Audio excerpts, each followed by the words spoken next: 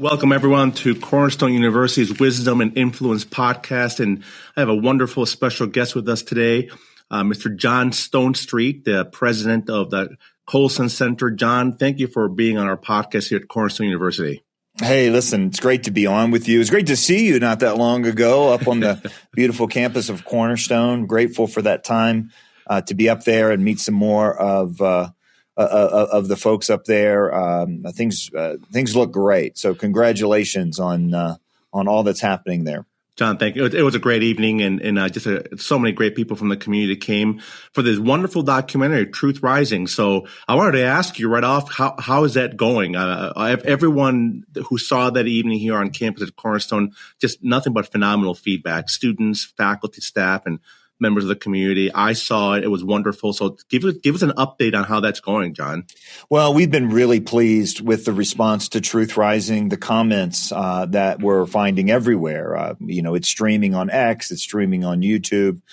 We have heard reports of watch parties at universities and churches and home groups and homeschool groups and really across the board, and the response is pretty consistent. That they're challenged by it, they're inspired, certainly by the stories of courage that culminate in the documentary. And now, the training continues. The Truth Rising documentary is really about identifying and articulating the challenges of this civilizational moment, as Os Guinness puts it in the documentary, and then also talking about what it means to be faithful to Christ, what that might cost, what that requires from his followers to do that. And then we have followed up the documentary with a study, and the study goes through what we think are the 4 pillars of being that kind of faithful follower of Christ in this cultural moment: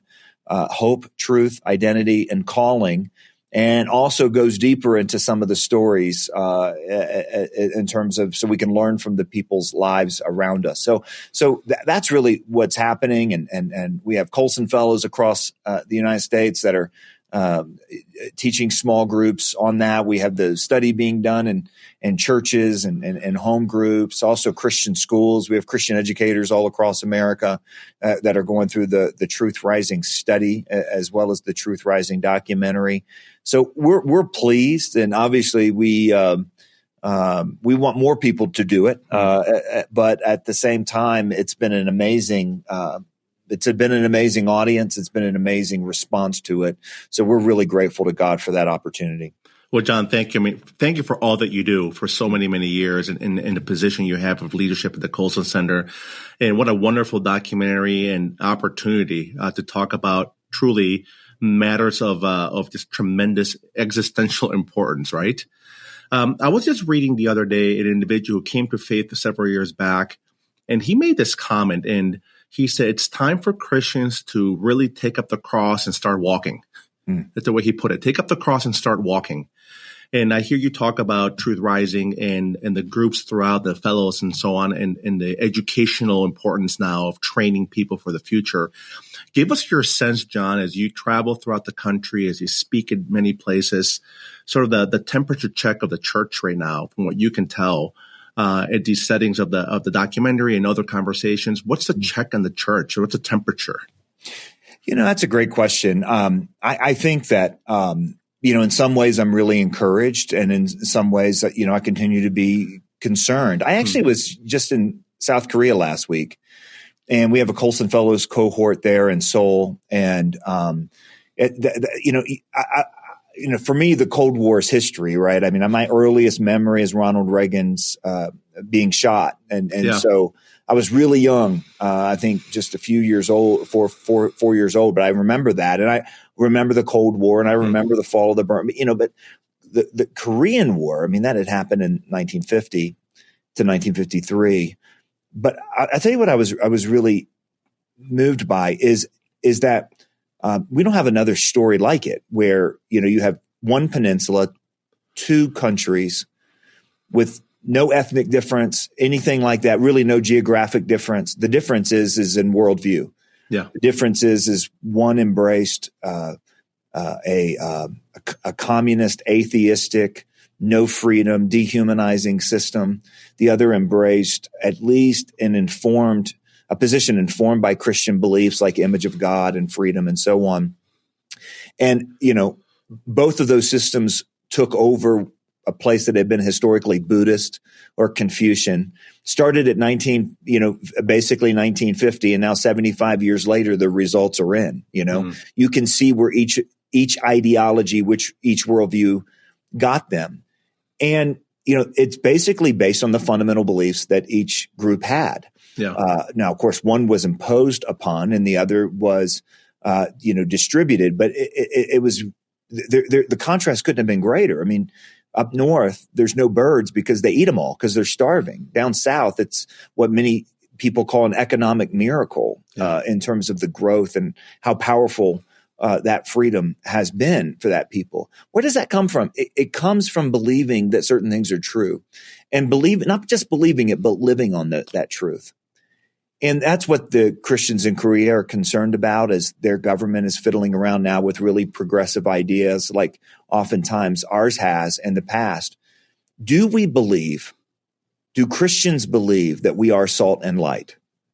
That this salvation thing is not just personal and private, but it is personal, but it's based on public truths about who God is, the kind of world we live in, the kind of creatures that human beings are. And do we have a responsibility to courageously live out that truth? Not just privately agree with it, but to actually order our lives because it's a way of both loving God and loving neighbor.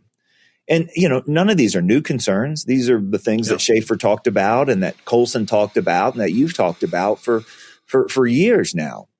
But man, you see the consequences up close and personal in a small confined space like the Korean Peninsula.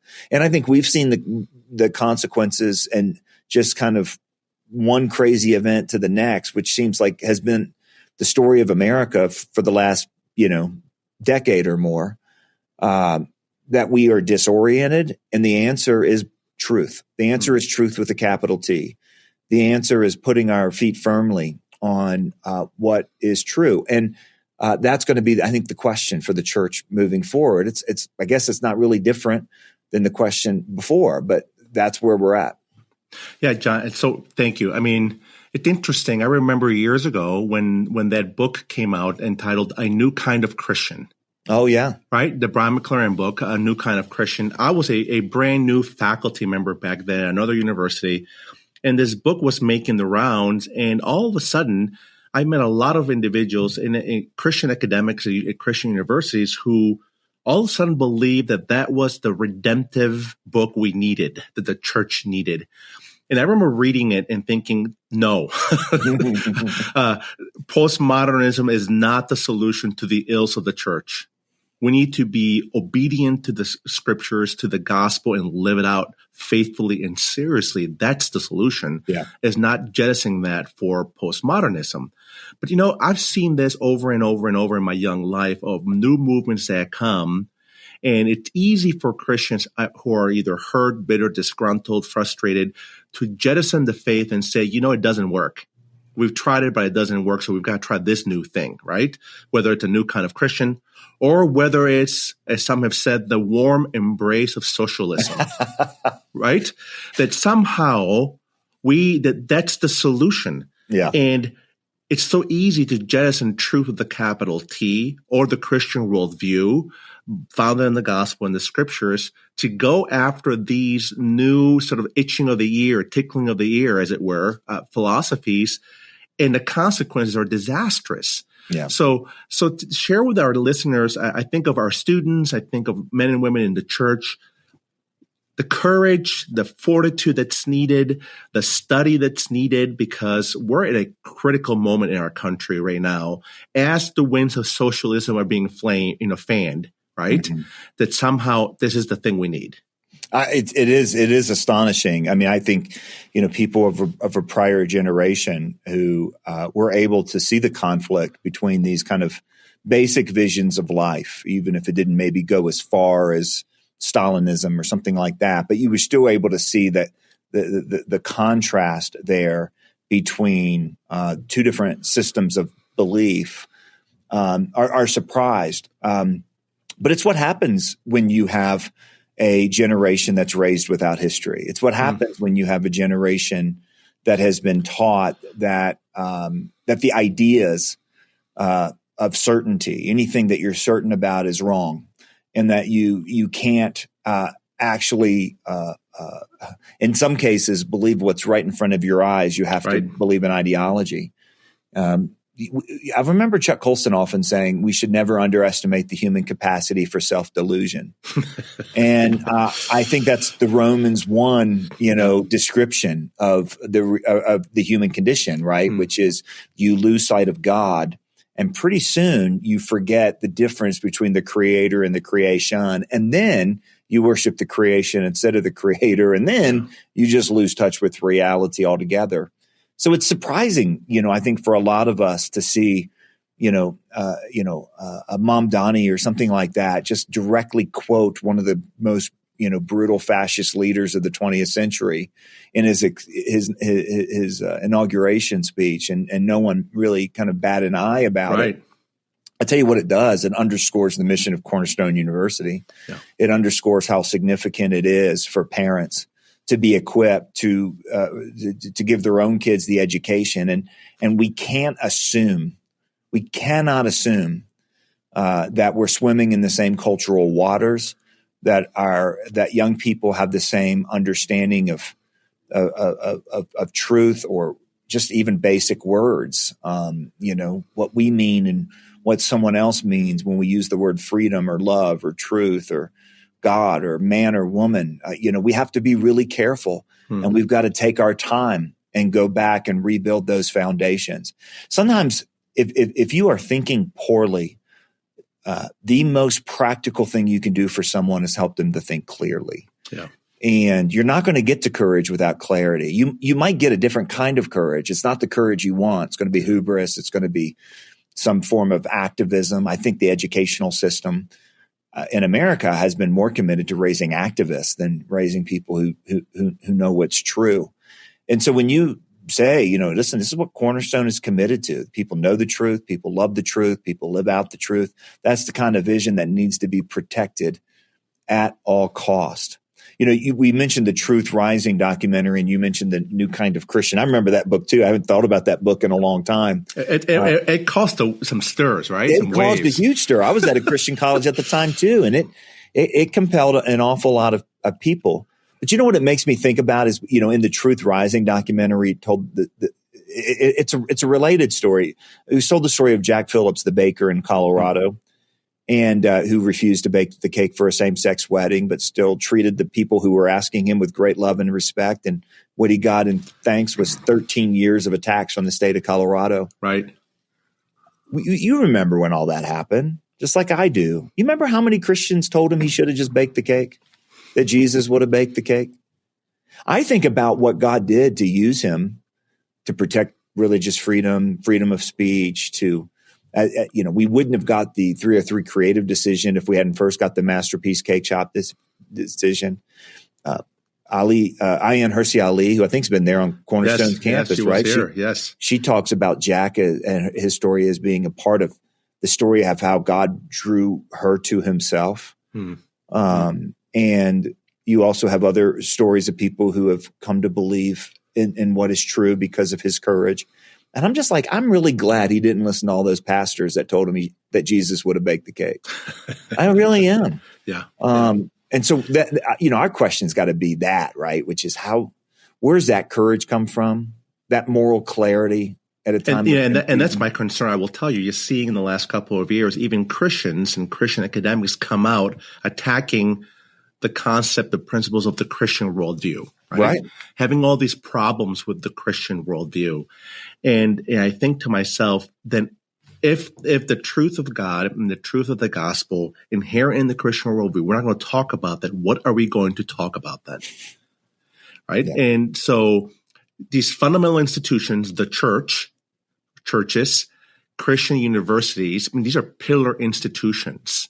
When those start going and drifting, right, then you have a lot of young people and a lot of people in the pews that don't know where to go and what to do. And it's so easy for them to fall prey to the scriptures as any wind of doctrine, right, that pushes them everywhere. So, and I appreciate what you said about clarity, the importance of clarity and just helping people think rightly about these things. And that's the role of Cornerstone and other schools and homes and churches. But let's talk about that, your work and what the Colson Center does in helping homes and in helping churches, because it starts there oftentimes. I think when we get young people here at Cornerstone, they've had 18 years already of some kind of education at the church, at the home, at the school. And we're receiving that now. And we have to then think about how much retraining, how much re-educating, how much do we have to do in the next 4 years to prepare that young man and woman to be a Christian influencer, right? An influencer in the world for Jesus Christ. And you get it's a wide spectrum, right? So share with us the work that you have done at the Colson Center has done and what you're seeing now in not just the churches, but in our homes, in the homes of Christians, of American parents. Well, I tell you, the most important thing I've seen, I think, is that we should never stake our hope on, something that somebody tells us is historically inevitable because, all the accusations that we're going to be on the wrong side of history there, this is where the world's going. A lot of those people you mentioned earlier who are apologizing for aspects of the Christian worldview, it's because, I think they've succumbed to this idea that we have to either capitulate or we have to be justified by the wider culture. Yeah. Just a generation ago, we were talking about the rise of the nuns, and now we're hearing stories of quiet revivals. Some of the new atheists are themselves now talking about Christianity being good for the world. And yeah, that's right. Look, I'm not saying our hope should be on these news stories either. Our hope is in the fact that Jesus Christ is risen from the dead, and that's the true story of history. And I think we have to have that backdrop. Yeah. And that's been an essential part of the Colson Center's mission. We're doing a lot of reflecting right now as an organization. It's the 35th anniversary of the Breakpoint program that Chuck Colson founded. It's the 10th anniversary of the Colson Center as a separate organization, the 250th birthday of America.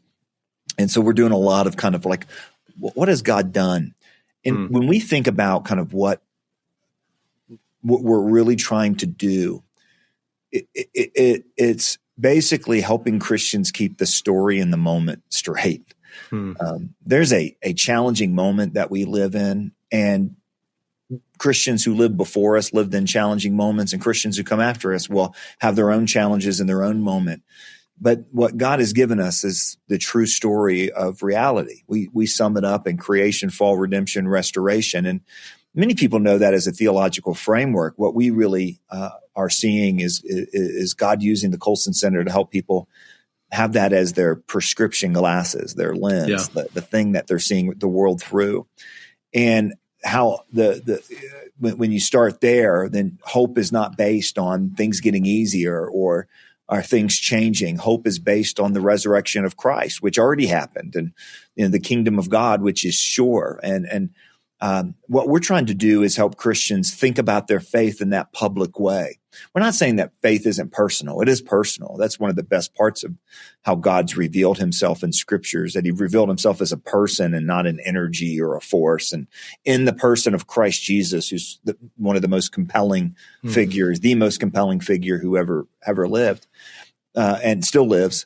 Yes. But I just wanted to add that. Yeah. But the important, but it's also important to realize that, that the faith is personal, but it's not private. And many people have this privatized view of faith, that it's just about their own well-being, maybe their own eternity, but not about how to think about everything, how to understand and live in light of everything. So our goal is to help Christians have that kind of clarity that only a Christian worldview can bring, a confidence in the Christian worldview, and the courage that comes naturally if you know that Jesus Christ is risen and Jesus Christ is Lord.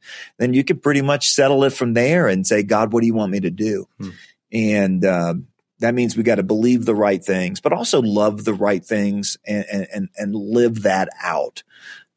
So that's what we're committed to. And I got to be honest, I'm probably more encouraged now than I have been in terms of the hunger that Christians have. They want to know more. They want to go deeper. We have 1,700 people right now that are studying with us for the year in the Colson Fellows program.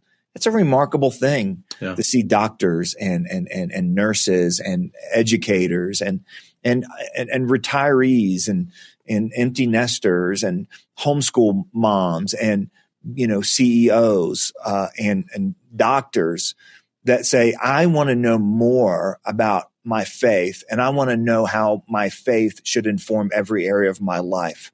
And they're learning and reading and studying together in communities all across America, even around the world. That's one of the reasons I was in South Korea as one of our fellows groups over there. And you think about that and you say, you know what? God has his church everywhere. And if we can be a part of that, man, what an honor it is. I felt the same way being at Cornerstone. What a wonderful group of people that were there for the Truth Rising film. And you could tell they wanted that. They were hungry for that sort of thing as well. They were hungry, very thirsty. They were, weren't they? That was exciting. It was great. So thank you for doing that. And you kind of feel like you're part of something fun and meaningful, which is even better. John, my family and I immigrated to the U.S. from South America in 1980. And I remember January of 1981, Ronald Reagan being inaugurated, right? And I'm on TV watching it. I'll never forget this. In a little humble apartment in Rochester, New York, my father's watching it, and the Battle Hymn of the Republic is being played on national TV. Wow. During the inauguration of Ronald Reagan. My father looks at my brother and me and says this, pay careful attention to what you're watching because you're watching history being made. That's what he said to us, right? And I've never forgotten that moment and all the moments that came after that. I remember where I was when he was shot in school, right? And the kids running around saying the president's been shot, right? And then I remember the fall of the curtain, the Iron Curtain and his speech. And I remember as a young person thinking about the greatness of America, right? I'm an immigrant. My father brought us to the land of opportunity, he said, the greatness of America. Here we are celebrating the 250th now. And it's been a moment for us to reflect. We're celebrating 85 years as a university, Cornerstone University this year, and the 250th for our country. So we've thought long and hard about, how do we reflect, on our past, what God's done for us at this university as a part of a great country, the greatest country. And what do we need to be saying and talking about now and for the future as well, because we're at a crux in a very important moment. So I wanted to talk with you about that because one of the things that's been interesting for me as an immigrant is to see how many native-born Americans have a problem with America, right? And how many native-born Christian Americans who are Christians also have a problem with it, right? I've immigrated and I love it. and not just of course it's not perfect, nothing is, but the God's kingdom. But it's been not just interesting, it's cost me a lot of consternation to see this, right? That the very people who are part of this DNA of this nation are struggling with it, Christian and non, and especially oftentimes Christian. They don't know what to do. They don't know how to handle it. So in the fall, we had some conversation on campus with some of our students. And I'll never forget, one of our students came to me and said, Mr. President, we really need your help in helping us to think about this. We get bombarded all the time, he said, on Instagram, TikTok, you name it, on messages against this nation, against our country. We just don't know how to always respond to all this stuff, right? So I thought that maybe you and I can have a conversation about this because I'm a big believer that this is the place that God has given to us. Yeah. And we are to seek the welfare of the city to which he has brought us, right? That wonderful passage in Jeremiah. And how do we love our neighbor well and love this country well? And it's interesting that there are people in the country now arguing that, well, the story of America is contested. You really don't know which story to believe. Right. But there are some things that are not contested about it, John. So maybe you can talk to us a little about that, because it's not ambiguous. There are some fundamental biblical principles at the core of this nation's founding and roots that we have forgotten or we want to ignore. Yeah, and our greatest faults are when we're not in consistency with those principles. Right. Now, the problem isn't the principles themselves, but I think we underestimate as Christians just how much the critical theory mood has taken over. I think cultures get in moods just like, our teenage kids sometimes get in moods and moods take over. And, when I was in college as a Gen Xer, the mood was relativism. And I think maybe some of us Gen Xers who are now parents of teenagers and young adults have missed the fact that it's moved on into a new tyranny of relativism. There's a moral absolutism on a completely different moral framework that is being funneled into our kids' hearts and minds almost from every different direction. And it's kind of blinded our ability to tell the difference between up and down and right and wrong. I remember 25 years ago when we were first starting to teach Christian Worldview, and I was starting to speak on it and so on. I would use the hypothetical, and of course I didn't come up with it. I borrowed it from the people who taught me worldview, which is if everyone determines their own truth, and up can mean down and right can mean wrong and boy can mean girl.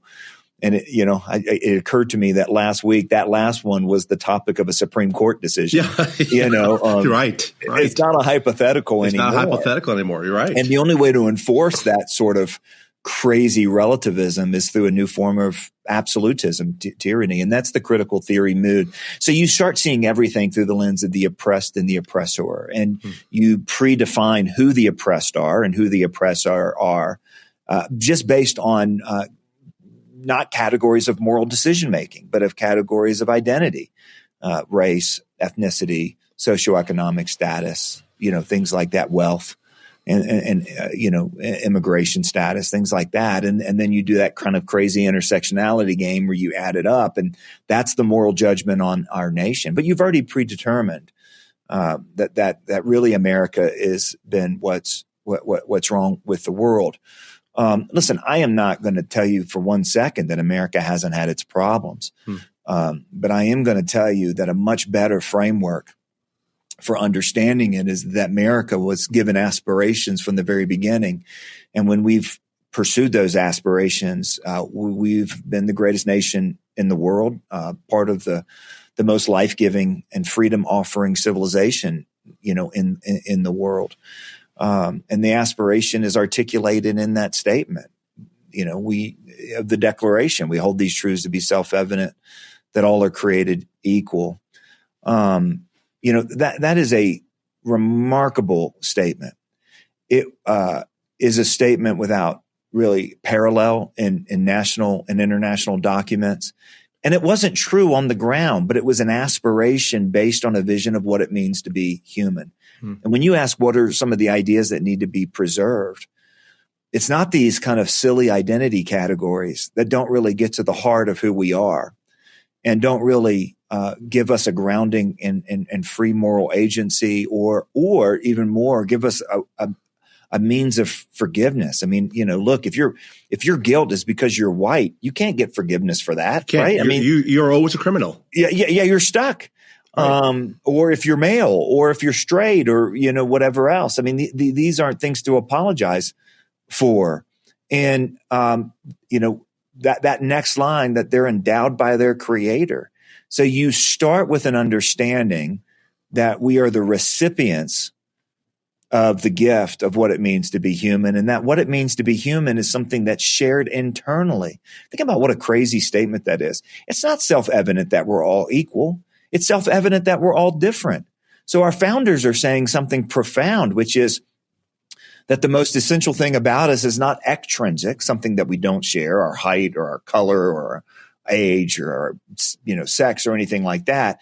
It's something we all share intrinsically. That implies immediately that there's a Creator, that there's a spiritual aspect to who we are, of course. And Christianity is the one that has the explanation for that we're made in the image and likeness of God. So much flows from that. Yeah. It settles out, for example, how we understand human dignity and value. It settles the question of slavery up front, even if the nation hadn't settled it. it talks about kind of freedom and the dignity of work and how that would inform an economic vision for citizens that have moral agency and also upward mobility. It also settles the family relationship as being primary to the state relationship. And man, have we not been having that fight now for the last decade? Do kids belong to the parents or do kids belong to the state? I mean, that explains a lot. And these come from, it comes, the way that America framed it is that it was from a very unique understanding of the human person. And it's why it brought so much good. So listen, we don't have to, rationalize the things that we got wrong, but we also shouldn't apologize for the things that were given to us. Rather, we should commit ourselves to stewarding them. I really appreciate something that Os Guinness has told me a number of times is that, you have on the one side right now, people that just think everything that America does is bad and America itself is bad. And then you've got the others that are often crying out, make America great again without ever really articulating or knowing what made America great to begin with. Mm-hmm. That I think is something that Christians can provide. Yeah. And by providing that, we can also offer moral leadership. And man, what a way to love our neighbor, by clarifying that, which is why I think a lot of the work we do begins with clarity. And I think a lot of the work you do begins with providing that clarity. Yeah. One of the things I saw years ago, I remember, and this is a challenge I've seen for young people to deal with, is the inconsistencies or fallacies of human beings, even great human beings, right? And somehow because they're inconsistent or they've made errors or they've sinned, we must throw everything out they've done or said or believed in. And we have this sort of false view of that because you didn't or you weren't consistent in the principles that you hold on to, the principles themselves must be bad too. So we throw them away. And it shows two things. One, the importance of living faithfully what God's giving us to do, right? I mean, that speaks louder than words. But then what advice would you give to parents, churches, or young people to deal with the reality? We live in a fallen world, and even, yes, heroes fall. Yeah. But that doesn't mean that the principles have to be thrown out either. Well, I mean, part of it is that we just got this question in from some of the programs that we did from somebody who'd clearly been hurt by something in her past. But she said, "I don't know how you Christians can trust the Bible, when the church has been such a awful punisher of women and, protecting predators and men. And you know what, I can, give you 3 or 4 stories of Christian leaders and, churches and even Christian communities that protected sexual predators and allowed victims to be victimized longer than they should and refused to bring the perpetrators to justice. But what I answered was, if you don't have the biblical understanding of being made in the image of God, male and female, you don't have any real reason to think that sexual victimization of women is even wrong. Yeah. And this is why I think it's important for us to be able to articulate in a philosophical and apologetic way that sort of reality. If you don't think humans are made in the image of God because of the evil that exists in the world, and so you're just going to say, well, God doesn't exist. And, the whole story of the world is an evolutionary story. Well, then you've just explained away any sort of fixed category of right and wrong, which was your complaint to begin with. The fact that we think evil is evil, we experience evil as being evil, and not just inconvenient. As C.S. Lewis said, something that should not have been done, and that it should not have been done, requires a certain kind of universe. And that certain kind of universe requires a moral framework. And that moral framework requires someone to put that moral framework in place. And I think we've got to help kids think about that before they just jettison it. I think it's also important, and I think there's some really remarkable recent scholarship done on this, that Christianity actually has been a force of good in the world. Like nothing else. When you think, for example, of pushing freedom to more people, helping the poor. We used to fight over whether to help the poor. Now all we argue is how best to help the poor. We all agree on that. Well, where does that come from? Because that doesn't exist everywhere. Yeah. Protecting the weak, taking care of the disabled. I don't mean that, find me the place where we've ever done any of that perfectly, but you can trace back where that idea that we ought not have slaves actually came from.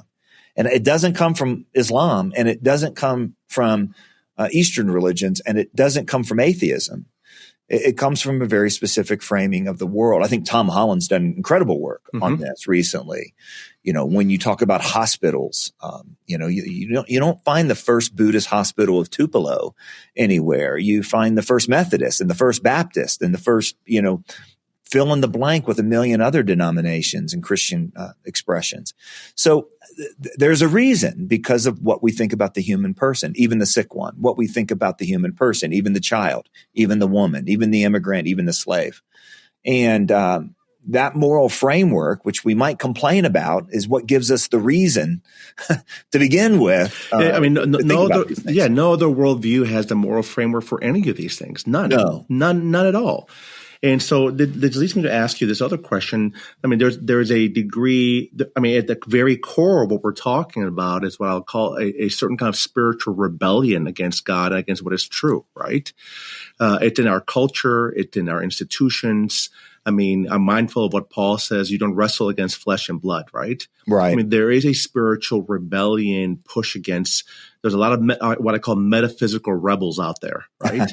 That exist. Yeah. And so I want to ask you to talk with us about the role of prayer in the work that you do and the work that that others do, how important that is, because it's one thing to say it, right? We should be praying. It's another thing to do it, and another thing to do it fervently, right? I'm mindful of Jesus's parable in Luke 16, where he says, when the Son of Man returns, is he going to find faith on the earth or not, right? And the widow who keeps knocking and knocking and knocking and knocking, right? And some of the things we're talking about, we have responsibilities to act, to clarify, to defend, to articulate, right? But then there is also the backdrop that God has to be at work. He must be at work, because we're talking about spiritual hearts and minds here. So just share with us what you're seeing in that space of prayer and the importance of it, John. Well, I think many people have been talking about how it seems like things are changing, where we went through a time of the modern age that Charles Taylor, the great philosopher, called a secular age. And he used the term disenchantment to describe it, right? This basically seeing everything in technical, scientific terms, everything horizontally, nothing vertically with anything supernatural or spiritual, much less a God. And that seems to be changing. There seems to be a reenchantment that's happening. Roger Eyre and some others have written about that. Now, that can be good and that can be bad, right? In other words, spirituality can take a lot of forms, and we're seeing it take a lot of forms, for good or for ill. But I think you're exactly right when you talk about the spiritual underpinnings of this. There's a wonderful book coming out. I was able to read it ahead of time from the one and only Carl Trueman, called The Desecration of Man. And it's interesting where we've seen so much of this rejection of religion and spirituality over the last 30 years become more than just a mocking or a disinterest in spiritual things. It actually became an act of desecration. If you think about the trans movement, the need to transgress, the need to push moral boundaries, and even the need to desecrate the human person, all that's really spiritual, right? And nature, which brings us to the question about prayer. And I certainly agree that Paul's about as clear about how prayer is warfare, as anyone else. We oftentimes say, well, other than praying for you, what can I do for you? As if prayer's not doing something, and prayer is absolutely doing something. But, I believe that not only because of, I went to seminary and I'm supposed to believe it, but I did. But in the Truth Rising study series that we have developed to follow up the Truth Rising documentary, I tell the story of a woman that I met when I was in high school, and was a big knucklehead. I got to tell you, I mean, I was a dork. Not you, John. Come on. I was not a good kid. I was a deacon's kid. You know, you just kind of fill in the blank. And there was an old woman at our church that I met against my will who prayed for me for 8 years. And I think back about the changes that took place in my life over those 8 years. And, you know, the plural of anecdote is not data, but you can't convince me. You could hold a gun to my head and you will never convince me that this woman did not change my life. And I only knew her when she was homebound. So she wasn't out there like pulling levers. She wasn't out there like, you know, writing letters of recommendation for me or, you know, connecting things or, you know, getting me out of trouble. What she was doing was praying.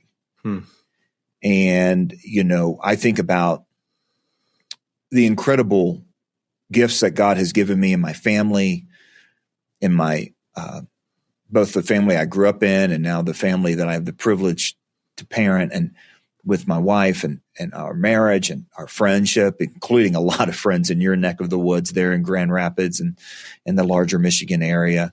They're my friends in the summer, not really so much in February. It's too cold up there. we need friends in February. Let me tell you. You need some friends up there in February.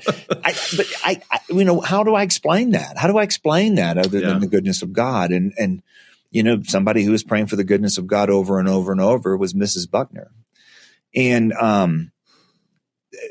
if that's true for an individual, it's true for communities. It's true for praying communities. God says it's effectual, right? When we do it. And so I think we have underestimated how secular we've become. I remember in college, a buddy of mine saying, you know, most Christians are just secularists with a twist. Our worldview is secular, and then we kind of decorate it with Christian stuff. And as we are unworking our secular captivity, to borrow a phrase from Nancy Pearcey, then we're re-embracing a new worldview, a new vision, and that's going to result in new habits and new behaviors, because they're true and they're good and they're beautiful. And prayer is going to be one of those things. And you know, I mean, obviously there's differences when you talk about charismatic views of this or liturgical views of this or dispensational views of this or all the other adjectives we put in front of our theology. But at the end of the day, what we believe is that there is a God who has personally made himself known to us in Holy Scripture and the world that he made and how he made us, and ultimately in Christ Jesus. And in Christ Jesus has rebuilt our ability to go to God, and given us the gift of the Holy Spirit, who oftentimes prays when we don't know what to say. I mean, that's all the stuff we know. I mean, that's a lot. That's a lot. That's all, if that's all we had, that'd be enough reason to do it all, right? That's how I see that. John, thank you for spending a good chunk of your afternoon with us. It means a lot. And John, thank you for all that you're doing. I remember as a young married man listening to Breakpoint. And Chuck Colson, and he had such a profound impact on my thinking and my life as a young married man in college. And I know that part of why I do what I do today was because of Chuck and what he wrote about and what he did. And so I'm so grateful to him and the center and all that you're doing. And thank you for spending this time with us. Blessings to you, my brother, and hope to have you on soon and see you again soon, John. Well, listen, I'm such a fan of what you're doing. I'm such a fan of Cornerstone. Chuck was as well, and I've heard that a lot. And God it's just such a privilege to be a part of that story that God started writing in Chuck's life, and that also brings me into good relationships, including with you and with Cornerstone as an institution. So, Godspeed, and thanks so much for having me on. John, thank you all for listening. Thank you so much.